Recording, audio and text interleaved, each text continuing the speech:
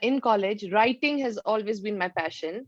And but I wanted to do law actually when I was in college. That was my dream profession. I'm very fond of reading and reciting poetry and narrating stories from. I like reading literature from anywhere.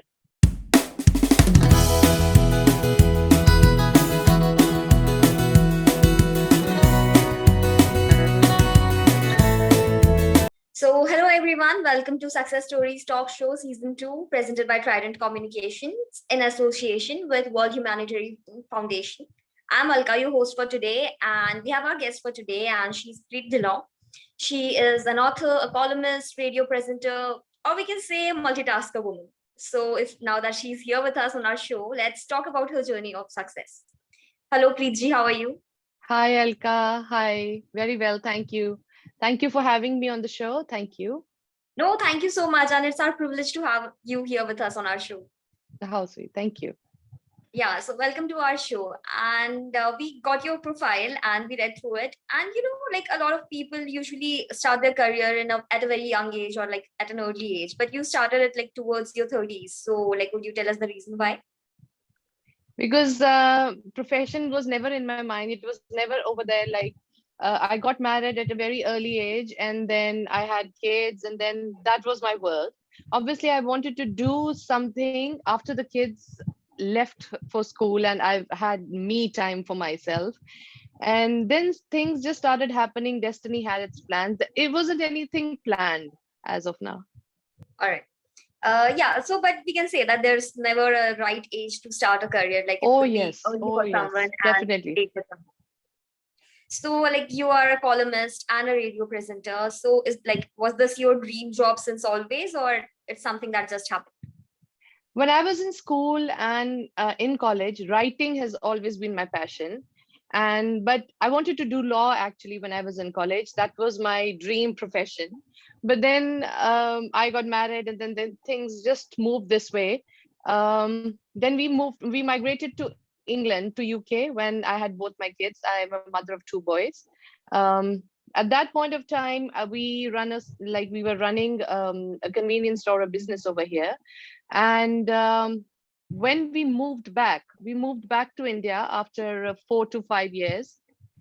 I had by that time learned a lot of new things, a lot of new doors had opened, like time management and how to utilize your 24 hours in a constructive, productive way. Tab tak I had known this. So when we moved back, I knew I wanted to do something, but I wasn't very sure about it, like what should be the path. So I started learning French over here because I've done my master's in English literature, and because of not having a BA degree, obviously I wasn't fit for teaching. So then I thought, why not enter a new arena? Because all these European languages and everything, they were something very new at that point of time in Punjab. So I started taking French lessons from here from the UK college, and so that I could go and teach over there. But fortunately or unfortunately, I do not know how to tag this. The school had promised me a job, a very reputed school over there. But when I went to see them, they said, "Oh, we've got somebody who knows German as well. And so we are sorry, we won't be able to give you this job." So then I had this time with myself because the school wasn't taking me. Then I sent my first feature to the Hindustan Times, which was approved. And luckily, auditions with the All India Radio were happening then. So I just randomly went in there looking for a part.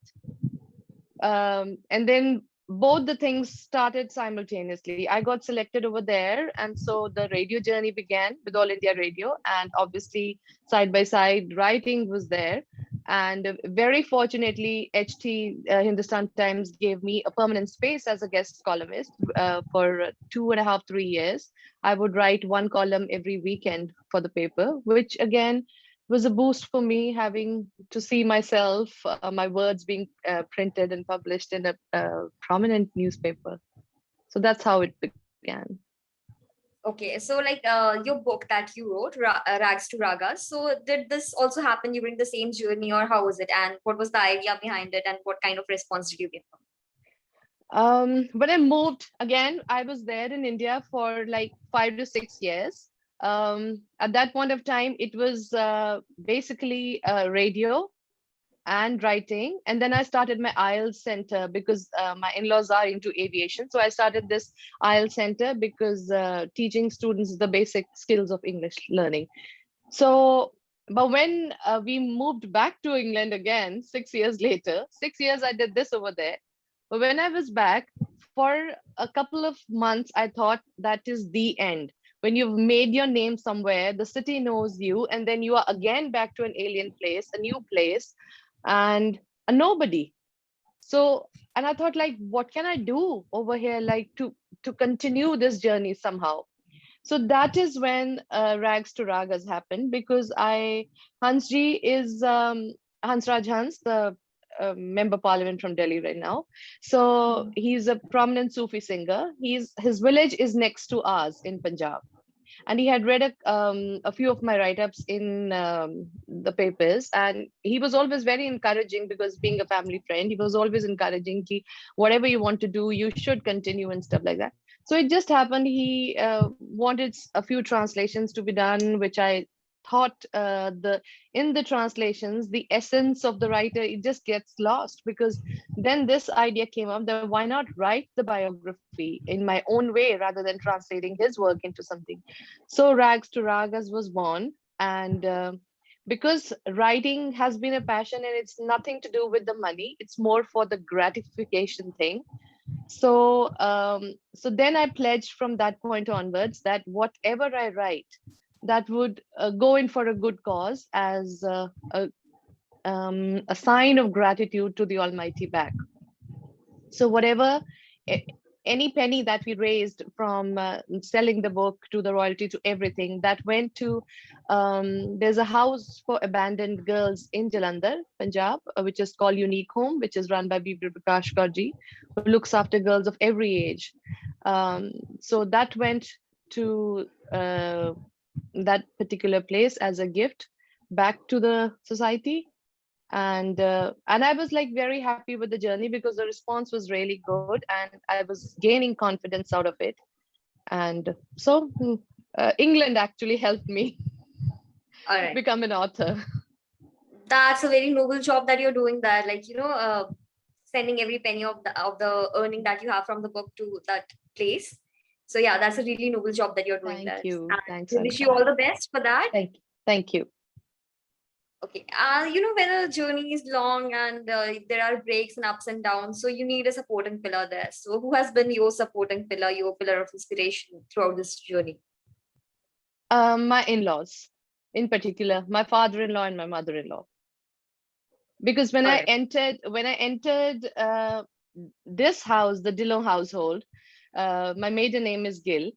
n- uh, I wasn't dreaming anything, but they were, because when I joined the radio, they showed more excitement than I did, because they would record every show of mine, and then in that cassette player, and then tell me, Ki, this is the way you've pronounced it, and we're very happy you're doing this, and go in for public speaking and stuff like that. So they've been always been a constant support through and through.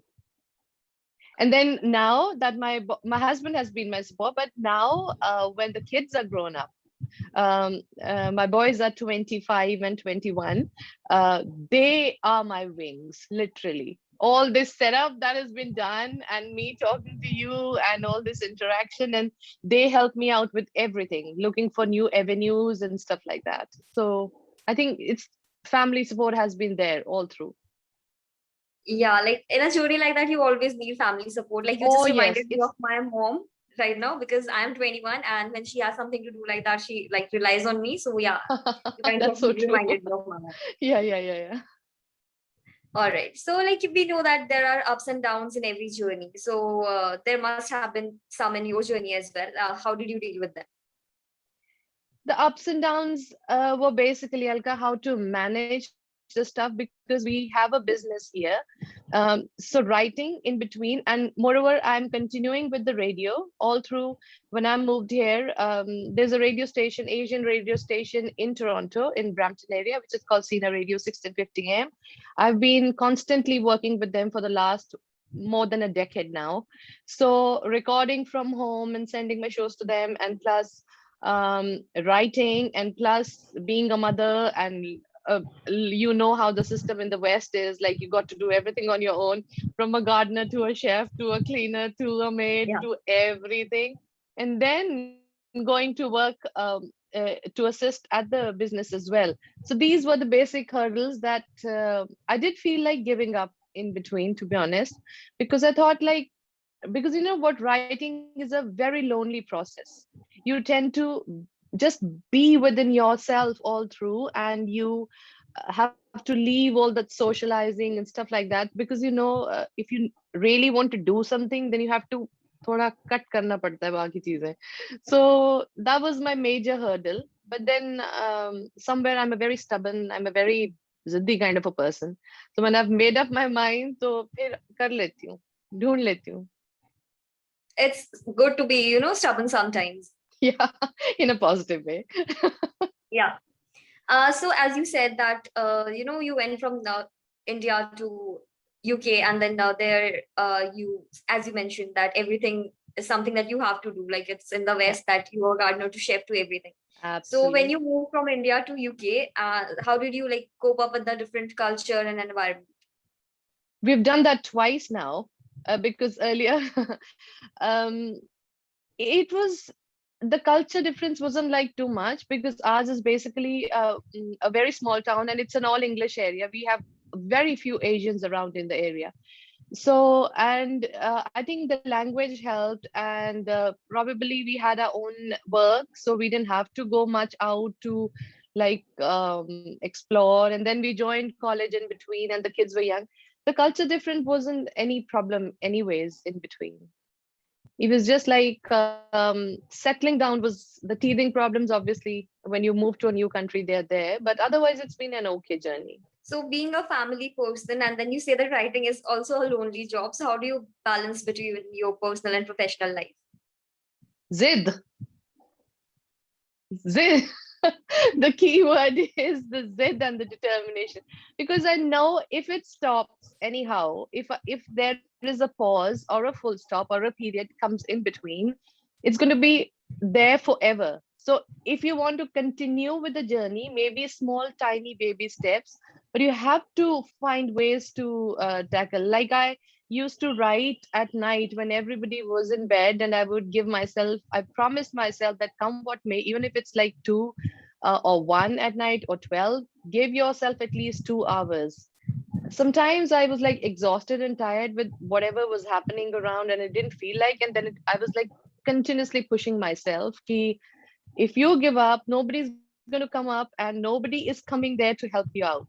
So all you have to do is all do it by yourself. So I think the drive is, there's a mad drive within me to continue growing.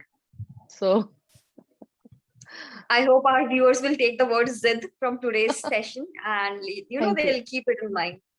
So, like, you have been in India, you have been in the UK, and then you have this organization for abandoned girls. So you No, have, I am assuming that you know a lot of women around the world.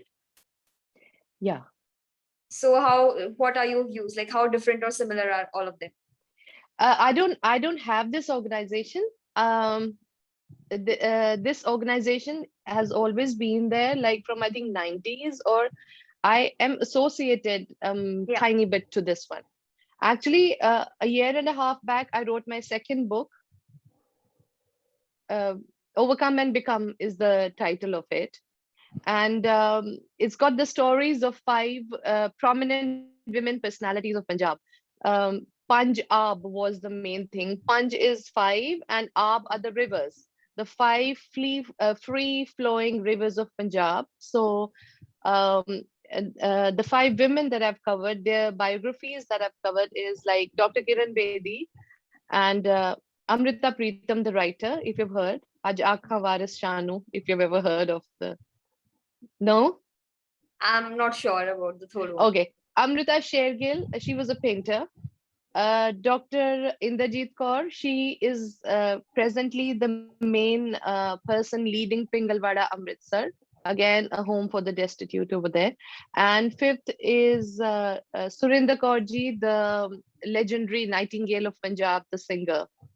So it is I took intentionally took women from different fields and genres and told their stories, their journey of life. But after the book, I realized that people do not read that much. They listen and see. They like to watch stories rather than reading them.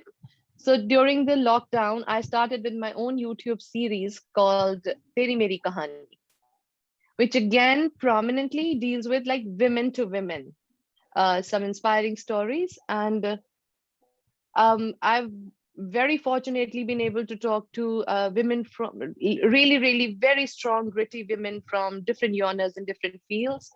Be it recently, we've had a word with Nivedita Bhasin, who was the India's like first jet commander. Yeah. And then I've had a word with what was the name? Dr. Kamal Hoti, who was the first Asian women bank manager in the UK.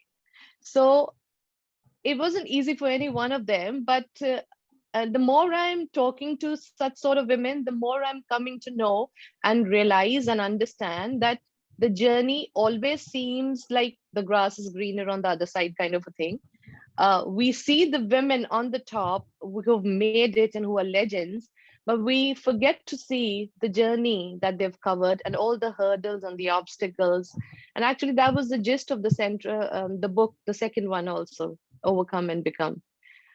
The common thing that I've seen amongst the women in the West, be it anywhere, is like I've had word with Samra Zafar is a very prominent writer from Pakistan, but she stays in Toronto over there.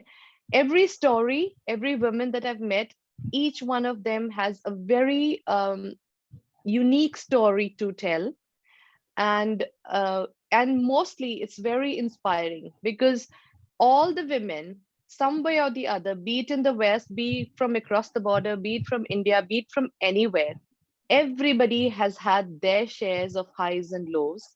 And my major point was to like highlight these sort of women so that we all know कि हम अकेले नहीं हैं, सबके साथ ऊपर हो रहा है, नीचे हो रहा है, और एक मतलब holding each other's hand and walking through and through, we'll find a way out.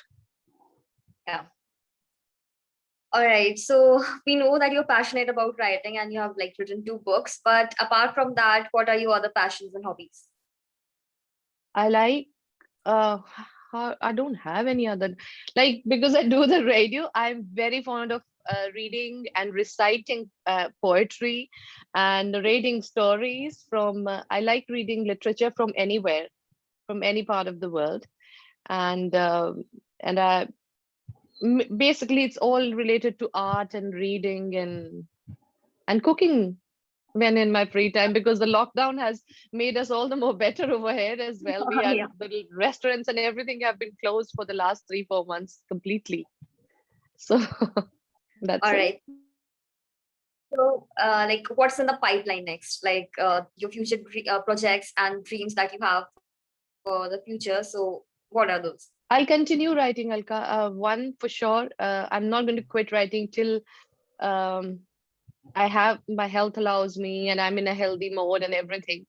Um, Writing will always be there in one way, one form or the other. I want to, because both the books are in one way or the other biographies. So I want to try my hand at fiction this time and write a story about uh, something that is a plot is there in my mind, but I want to write a fiction and see how it goes and how well I can imagine and portray the things. And moreover, radio will always be there as long. So both these are the jobs that they've never been jobs for me. They're more like meditation, so I'd never want to quit them. That's really nice. Like, if you have your job and you're really passionate about it, then it's fun. It's interesting every day. Yeah. And we wish you all the very best I just read a quote for the from books. Sudha Murthy, Dr. Narayan Murthy's wife, the Infosys lady. She just said that I've never taken any a single day off from my job in the last 40 something years. yes, because my job is not my job. It is my passion and the thing that relaxes me. So that is my holiday. So basically, radio and writing is my meditation and my holiday. So I don't think I'll ever take a day off from this one. Yeah. That's really nice. So, throughout this journey, have there been some unforgettable moments or events that you'd like to share with the viewers? One, yes, lots of them. Because of my books, in particular, because of these biographies, I've got to know, like Surinder Kaurji was always a distant dream. Obviously she left years back, and I interacted with her daughter, and we would like Dolly Guleria ji, and we would constantly sit and talk about her. And when I wrote about her, for days I felt like I was actually in that shukr mode of gratitude कि इस तरह के जो लोग हैं इतने legendary figures उनके बारे में लिखना और उसको मतलब उनकी जर्नी को इतने अच्छे से समझ पाना और उनके अपनों के साथ interact कर पाना it's been so wonderful. Like all these people for a certain time, like they were like out of reach kind of people, and then like sitting with them and trying to explore their journey. Messages from Dr. Kiran Bedi are my like very priceless treasures, and things like that, like Dr. Indrajit Kaur who runs Pingalwada, going there, visiting them and spending time with her. I think these are the rewards and awards, knowing their point of view, because actually the my books are not like uh, Wikipedia type highlighting their achievements. Just it's more like if they think in a certain way, what made them like what made that sort of a thought process for them, what helped them become them actually. So these moments like bits and pieces, and I feel really proud when I look back, even if my journey stops here for one reason or the other. I've got lovely beautiful memories to cherish, uh, and I feel really fortunate that God chose me to pen their documentaries, like document their lives this way. Yeah. Yeah, so as you told us about your journey, and we are reaching towards the end of today's episode. So, since the name of the show is Success Stories, if you had to define success, what would the definition be? Success, I think there's no yardstick for this success to measure what sometimes success for me is, I think for me, if I look at myself, for me it is like if you feel good about yourself, if you feel gratified, if you feel good at the person who's looking back at you when you look into the mirror, and you know you haven't wasted your life, and you know you've done something really good for somebody, then you're a successful person. People are nobody to judge your success or failure just at the yardstick of your work or something. You know the kind of human being you are, that will tell you how successful you are, and or otherwise. Okay. So, now that we have come to the end of today's episode, would you like to give our viewers one last message? Message. Message, I think, is that be very passionate and never give up on your dreams, come what may. And especially women, my gender needs to be really, really stubborn about their dreams, and find ways. You'll always find a midway. You don't have to be an extreme professional and an extreme like housewife stagnant. I don't say housewives are stagnant, but then to evolve and to learn, you have to like find a middle way somewhere, and then you'll find your wings, your family and everybody will come to support you, if you know. But don't give up. Whatever is there in you, just pursue your passion and follow your dreams. You get life just once. Live it. Thank you so much for that message. And yeah, I hope everyone remembers to be stubborn and never give up on their dreams. Thank you so much, Alka. Thank you.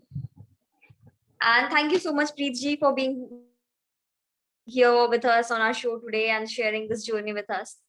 Thank you, darling. Thank you so very much.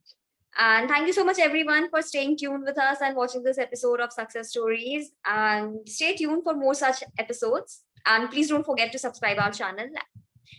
for new videos every Monday, Wednesday, and Friday. Thank you. Bye bye. Stay safe.